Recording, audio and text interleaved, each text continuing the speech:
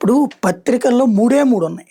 ఈనాడు, జ్యోతి, pure Telugu Desam. కానీ తాము పత్రికలమే నిజమైన జర్నలిస్టులు అని చెప్పుకుంటే అదే ప్రచారం చేసుకుంటాం. ఇటు సాక్షి జగన్ది సొంత పత్రిక, అది వాళ్ళ కుటుంబ పత్రిక. అది దాన్ని వార్తల కోణంలో నుంచి చూడరు. ఈ రెండిటి మీదన విరక్తి చెందినటువంటి, ఈటిట్టని నమ్మలేనటువంటి యాంటీ తెలుగుదేశం టీం ఇది చదువుతూ ఉంటుంది. దీని మీద పెద్దగా కాన్ఫిడెంటల్ ఇంట్రెస్ట్ ఉండదు. జగన్కి అదే పెద్ద లోటు.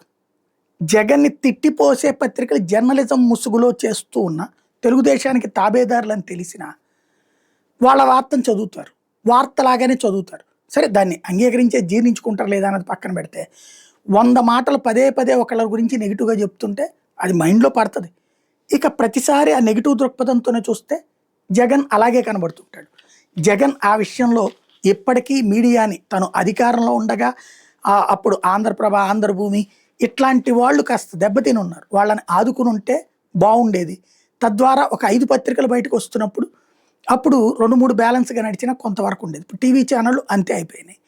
ఇలాంటి దశలో మీడియా అన్నటువంటి అవసరం ఎంత ఉందో ఇప్పటికైనా జగన్ ఆలోచించుకోవాల్సి ఉంది.